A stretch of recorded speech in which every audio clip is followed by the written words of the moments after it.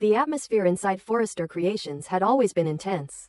But on the day Steffi chose to speak publicly, the tension inside the building seemed to gather into something almost physical.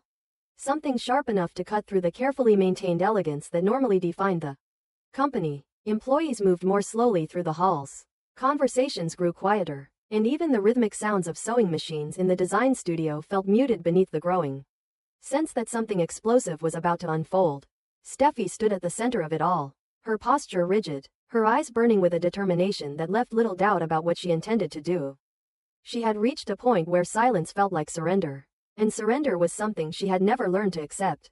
For weeks she had watched the relationship between Taylor and Deacon grow more complicated, more controversial, and more dangerous in ways that few people seemed willing to acknowledge openly. To Steffi, the situation had crossed an invisible boundary. It was no longer simply about disapproval or discomfort. It was about protecting the fragile stability of her family before it could collapse under the weight of old betrayals and hidden enemies. When Steffi finally made her declaration in front of colleagues and family members gathered at Forrester Creations, the words did not arrive gently. They came with the force of someone who had spent too long holding back anger and fear. She announced that she intended to expose the truth about the relationship between Taylor and Deacon and everything that might be hiding behind it. The room seemed to freeze as her voice echoed across the marble floors and glass walls of the building. For many of the people present, the moment felt surreal. Steffi was not known for dramatic outbursts without reason, and the seriousness in her tone suggested that she believed the situation was far more dangerous than anyone else had realized. Some employees exchanged nervous glances while others pretended to focus on their work, unwilling to be seen reacting to a confrontation that had suddenly become painfully public. Taylor's reaction was immediate and deeply emotional. Shock flickered across her face as she struggled to understand how the situation had escalated to this point. She had known that Steffi disapproved of her growing closeness with Deacon, but she had not expected such a direct and uncompromising attack. To Taylor, the relationship had represented a chance to reclaim a sense of personal freedom after years spent navigating the expectations of others. Deacon, for all his controversial history, had shown her a side of himself that few people had ever seen. A vulnerability and sincerity that made the possibility of companionship feel real again. Yet now, standing beneath the accusing gaze of her own daughter, Taylor could feel that fragile hope slipping through her fingers. Deacon, standing nearby, felt the tension from an entirely different perspective. His life had always been marked by the suspicion and resentment of those who believed he could never truly change. Hearing Steffi speak about exposing him felt like watching a familiar pattern unfold all over again. Part of him wanted to react with anger, to defend himself against accusations that had not even been fully spoken yet. But another part of him understood the fear behind Steffi's words. Deacon knew better than most how dangerous the past could be when it refused to stay buried. Even so, he could not shake the bitterness that rose within him as he realized that no matter how much he tried to rebuild his life, there would always be someone ready to drag him back into the shadows of his history.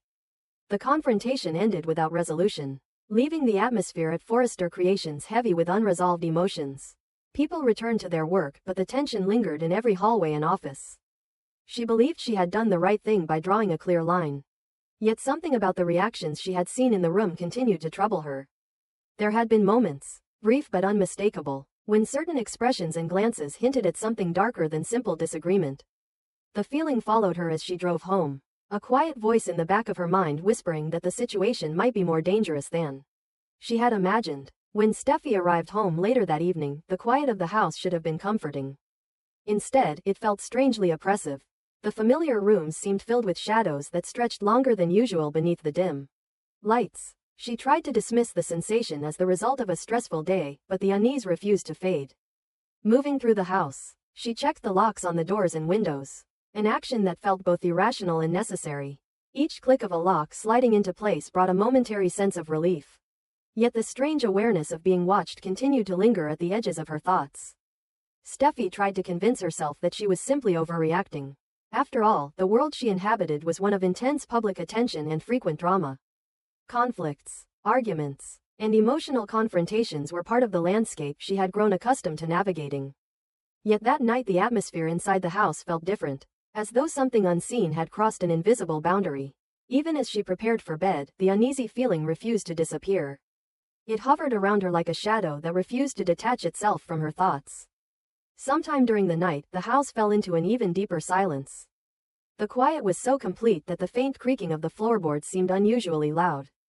Finn stirred in his sleep, sensing that something was not quite right, though he could not immediately understand what had woken him. Reaching instinctively toward the other side of the bed, he expected to feel Steffy beside him. Instead, his hand touched only empty sheets that had grown cold. At first he assumed she had simply gone to the bathroom or perhaps downstairs for a glass of water. Yet as the seconds stretched into minutes, an unfamiliar tension began to tighten in his chest. Finn rose from the bed and walked quietly toward the bathroom, calling Steffy's name softly as he pushed the door open. What he saw inside stopped him completely. Across the mirror above the sink, written in dark, uneven letters, was a message that seemed to pulse with menace. The words had been scrawled in what looked unmistakably like blood. The message warned Steffy to stay away from her mother's relationship. A chilling threat that immediately transformed Finn's confusion into raw panic. His mind struggled to process what he was seeing, the horror of the message clashing violently with the calm domestic setting that surrounded it. Finn's first reaction was to call out Steffy's name again, this time with a desperation that echoed through the house. When there was no answer, the terrible realization began to settle into his mind. Something had happened to her. The message was not merely a warning, it was evidence that someone had been inside their home. The thought alone was enough to make his heart race as he rushed through the rooms searching for any sign of her. Finding nothing only deepened his fear. Within minutes, Finn had called the police and alerted the rest of the family. His voice trembled as he tried to describe the scene to the dispatcher, struggling to keep his thoughts organized while the reality of the situation threatened to overwhelm him. The words he spoke sounded unreal even to his own ears. A threatening message written in blood. Steffy gone without explanation. A house that suddenly felt like a crime scene.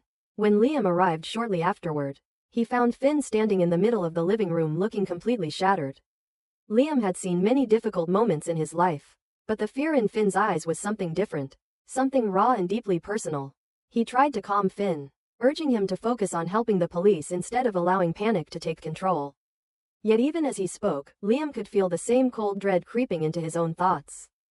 News of Steffy's disappearance spread quickly through both the Forrester and Spencer families. Shock turned into fear as everyone tried to understand how such a terrifying event could have unfolded so suddenly. Only hours earlier, Steffy had been standing confidently at Forrester Creations declaring that she intended to expose the truth about Taylor and Deacon. Now she was gone, leaving behind only a message that suggested someone had taken her threats very seriously. When the police arrived, they began a careful examination of the house. Officers moved methodically through each room, photographing the message on the mirror and collecting fingerprints from nearby surfaces. The investigation quickly became complicated. There were no obvious signs of forced entry, no clear indication of how the intruder had gained access to the house. Finn followed the investigators from room to room, searching desperately for anything that might explain what had happened. One of the first names to emerge as a possible suspect was Sheila. Given her long and disturbing history with the family, the possibility that she might be involved seemed almost inevitable. Yet when police questioned her, she denied any connection to the disappearance with surprising calm. More troubling was the evidence she presented to support her claim. According to several witnesses and surveillance records, Sheila had been in another location during the time the incident occurred. The alibi was strong enough to leave investigators uncertain about how to proceed. Taylor and Deacon were equally shaken by the news. Both of them struggled with the haunting possibility that Steffy's public declaration might have triggered the chain of events leading to her disappearance. Taylor felt an overwhelming sense of guilt, wondering if her relationship with Deacon had inadvertently placed her daughter in danger. Deacon, despite his attempts to remain composed, could not ignore the possibility that someone from his complicated past might be responsible.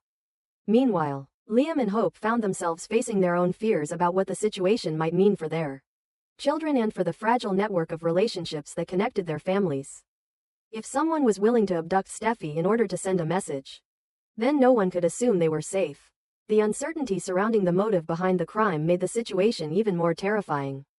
During the search of the bedroom, investigators discovered a detail that added another layer of mystery to the case. Lying on Steffy's bed was an old scarf that did not belong to her. The fabric was worn and carried a faint scent of perfume unfamiliar to anyone in the house.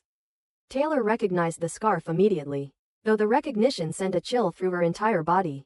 It belonged to someone from her past, a person whose name had not been spoken in years. The discovery introduced the possibility that Steffy's disappearance might not be connected solely to the conflict with Deacon.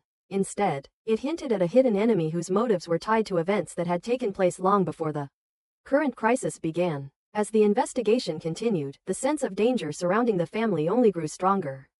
Each new clue seemed to raise more questions than it answered. And somewhere beyond the reach of the search teams, the truth remained hidden.